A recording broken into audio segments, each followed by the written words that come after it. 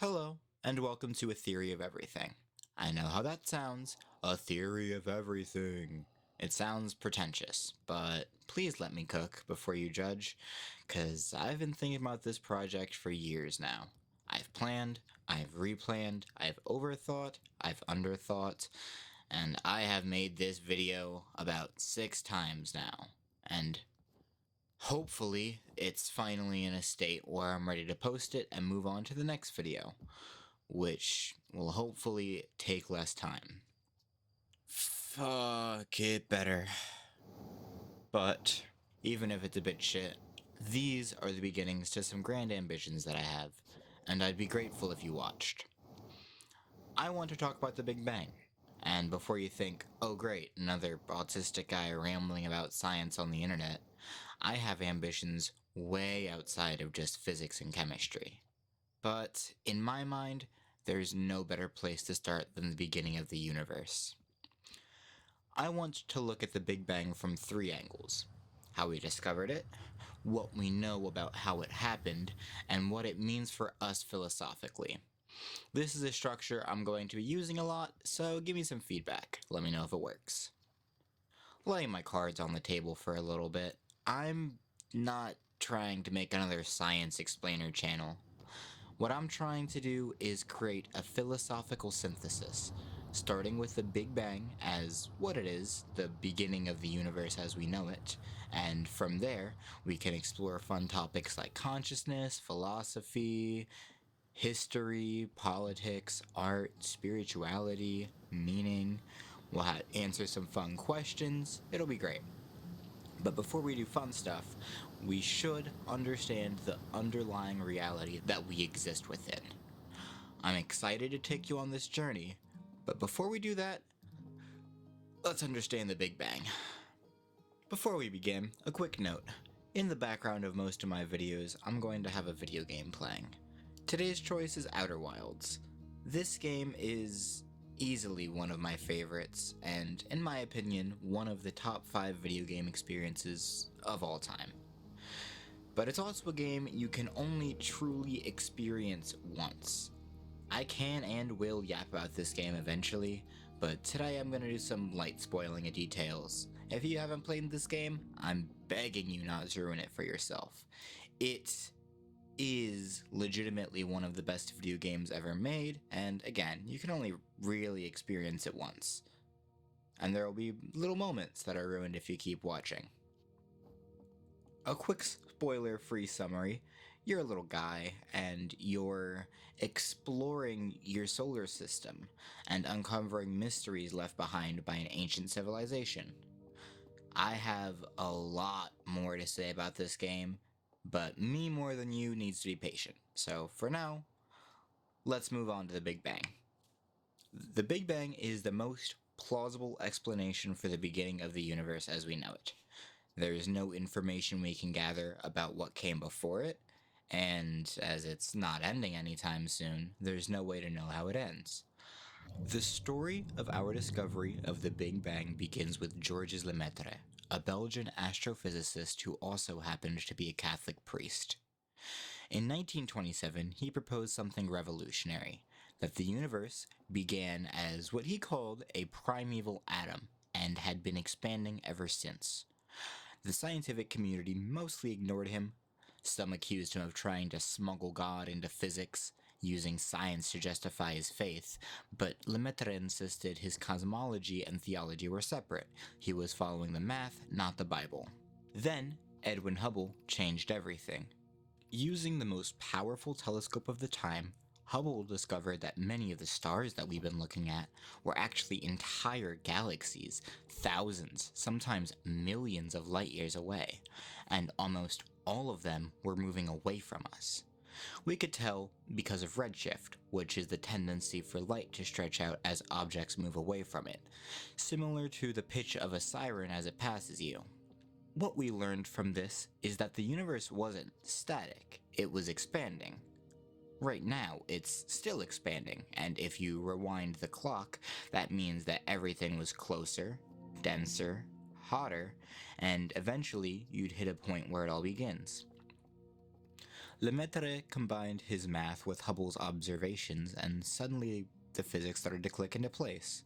The scientific community took note and started creating new theories, acknowledging there was something there. The next major discovery came from New Jersey in 1964. Two scientists, Arno Penzias and Robert Wilson, were using a giant radio antenna to communicate with satellites. But they kept picking up on interference, a persistent hiss that they couldn't explain. And after checking everything, including whether birds were using their expensive equipment as a toilet, they realized the noise was coming from space itself, from every direction, all at once. What they discovered was the cosmic microwave background radiation, or the CMB. It's the afterglow of the Big Bang, cooled over billions of years from searing radiation into faint microwaves. This is the earliest observable thing in the universe, a baby picture taken 380,000 years after the universe was born.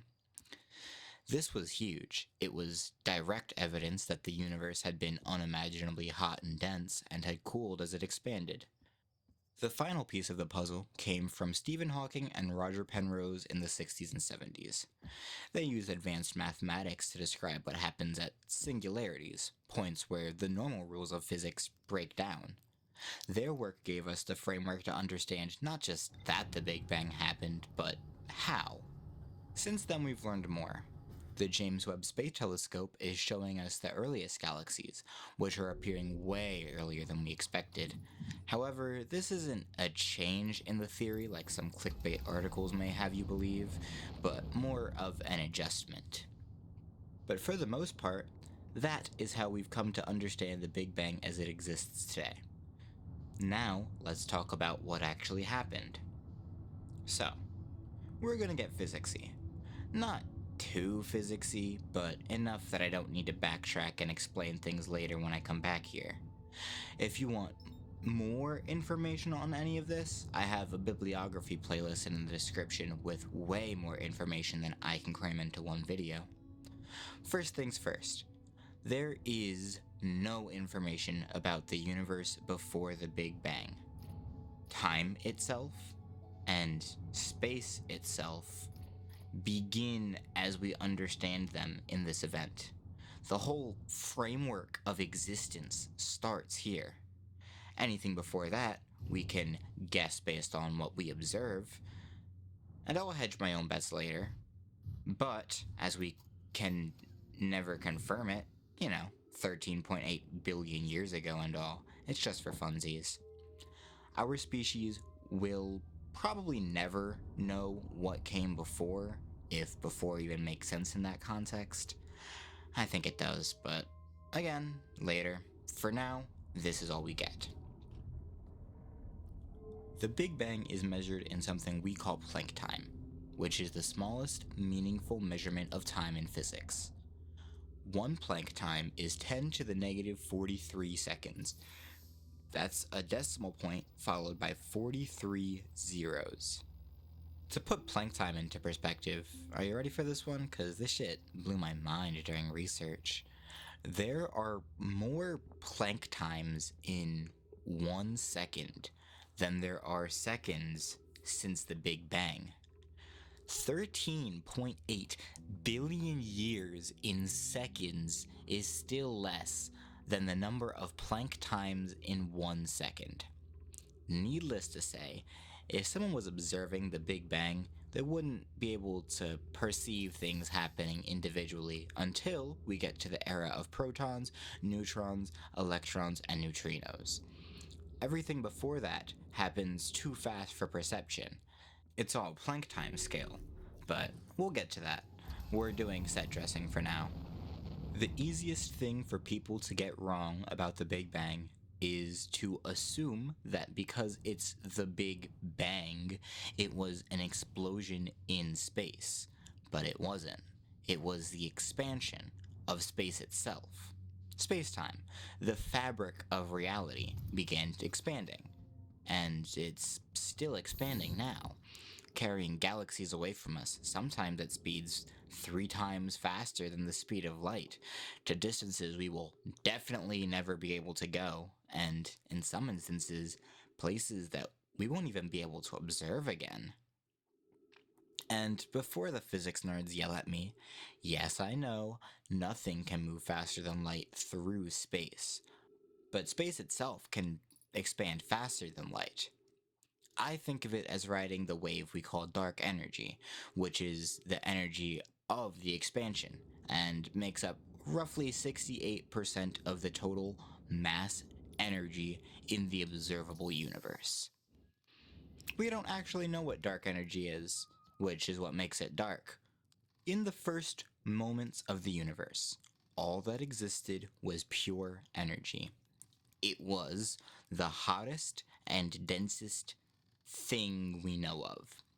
The four fundamental forces, gravity, electromagnetism, and the strong and weak nuclear forces, were all unified into one. And as the universe expanded and cooled, they separated and became distinct. Interestingly, not all at once, they sort of peeled apart in stages as the energy levels dropped. Now, I don't want to scare you, but we are going to need to use a little bit of math for this one. Albert Einstein's famous equation, E equals mc squared, tells us that energy and mass are interchangeable. They're two forms of the same base material, similar to water, ice, steam, and plasma. Energy can become matter, and matter can become energy. But in order to convert energy into matter, you need an absurd amount of energy. Specifically, you need the speed of light squared, which comes out to roughly 90 quadrillion joules of energy per kilogram of matter. If you're curious, a joule is the amount of energy required to lift a 100-gram apple 1 meter off the ground. And hopefully I don't need to tell you this, but there's a lot of kilograms of matter on this planet, much less this solar system, much less this galaxy, much less the observable universe. And then think about the unobservable universe. This is the scale we're talking about when we think about the Big Bang. 90 quadrillion joules per kilogram. In those first fractions of a second, the universe had that much energy and more, and so energy condensed into particles. The first quarks, the smallest subatomic particles of matter, came into existence. Until strings allegedly, but that's for later. But there's a problem. According to everything we know about particle physics, when matter forms, antimatter forms in equal amounts. And when matter meets antimatter, a process called annihilation happens.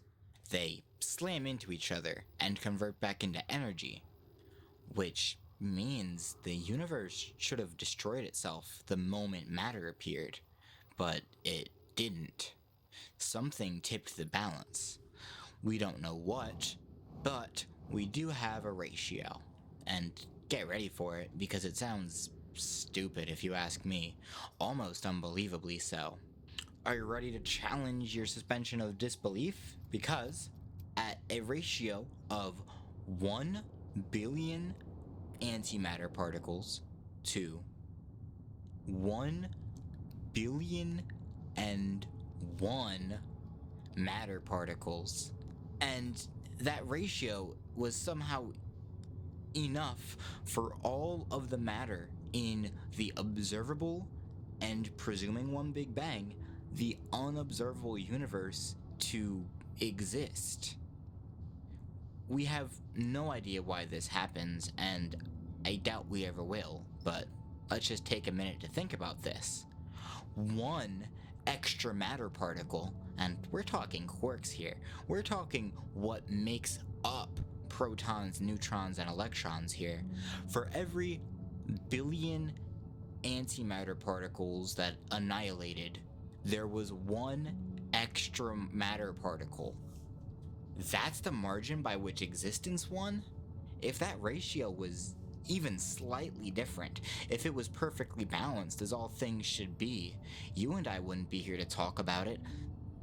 The universe would just be energy. Forever. Back to the CMB I mentioned earlier, this captures a specific moment in the timeline. For the first 380,000 years after the Big Bang, the universe was so hot and dense that light couldn't travel through it in a straight line. Photons would immediately collide with electrons and other particles, which made the universe opaque, a glowing, incredibly hot fog. And when the universe finally cooled enough, electrons bonded with protons to form hydrogen atoms, and suddenly, light could travel freely through the universe. It became transparent, and the light from that moment has been stretching through space ever since, cooling and stretching into microwaves, and that's what the CMB is. It's a baby picture of the universe, etched into space itself. From here, stars formed in areas of high gravity, they lived, fusing hydrogen into heavier elements, and then they died. Some of them went supernova, scattering those elements across space. New stars formed from that material, creating even heavier elements, and that's how we got most of the periodic table. And eventually, planets and all the other cool stuff in space.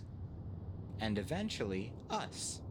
If you want to go deeper in any of this, check the bibliography in the description. But to sum it up, the Big Bang was an expansion from an impossibly hot, dense state. It was the beginning of space time, energy, and matter. The beginning of the universe as we know it. The beginning of everything we can observe, and presumably everything that we can't observe but know exists. It was and still is the biggest event in terms of cosmic significance. But why am I starting here? I plan on talking about consciousness, politics, art, history, spirituality, and yes, science. All of these topics exist within the same universe. They're responses to the same fundamental situation. We're conscious beings in a cosmos with a scale too big for our brains to comprehend. But I'm gonna try and connect some dots. That's my end goal here. Well, because we live in a terrarium, you and I are living in a universe that is 13.8 billion years old. We're on a planet orbiting a star in an average galaxy, one of the at least 2 trillion galaxies in the observable universe.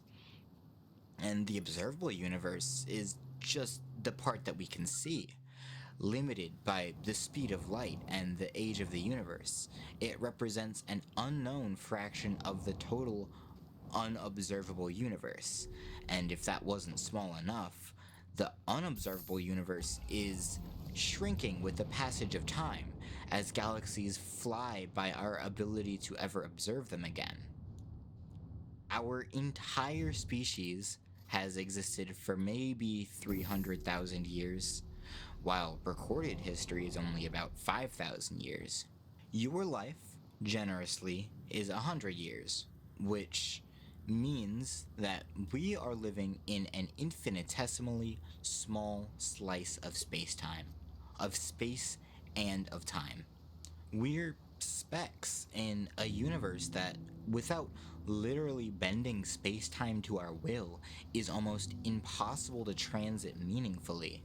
And there are, realistically, other species living out there, living their own separate existences that are equally as complex as ours. There's a reasonable chance that planets, ecosystems, are terrariums in the universe, environments separated by the twin barriers of space and time in which their own existences play out, generating meaning and experience and, if it's possible, life. The 3 species shown in game reflect different aspects of what I'm trying to get at. The species you play as, the Hearthians, have a strong focus on astronomy, but their solar system is tiny compared to real life.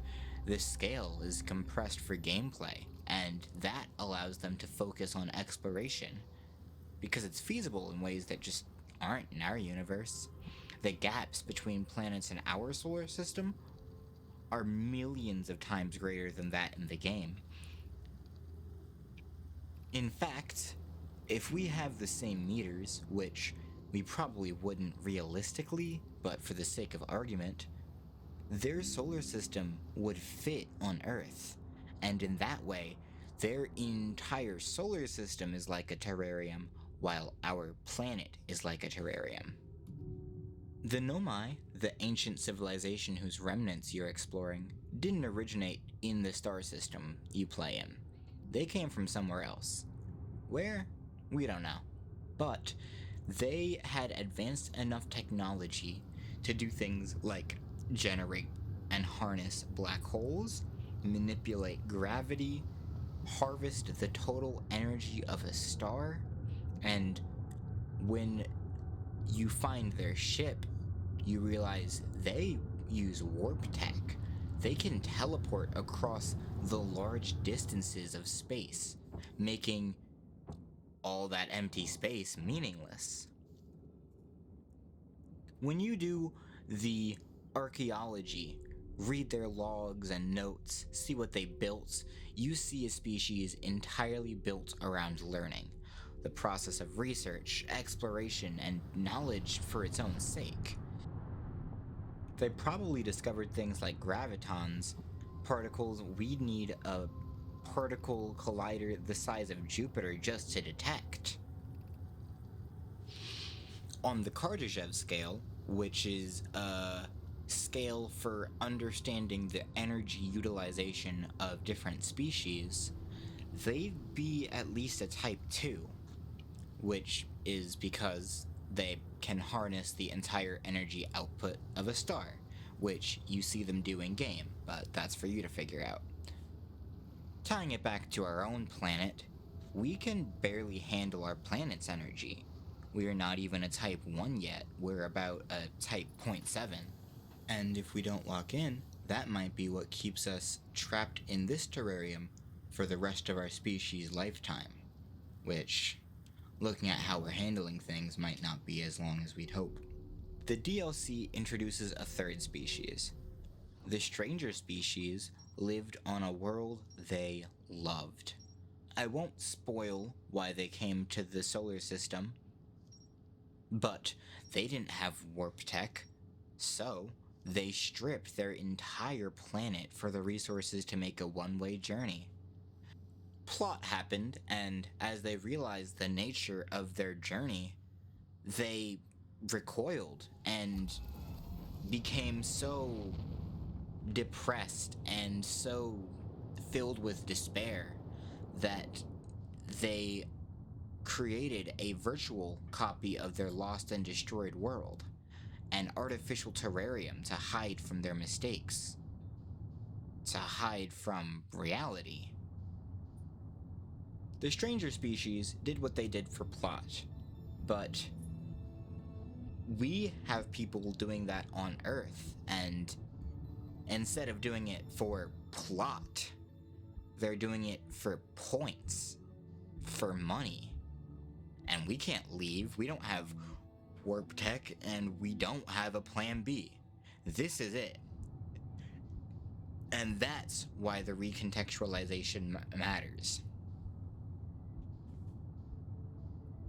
Before I started yapping about Outer Wilds, I said Earth is a terrarium.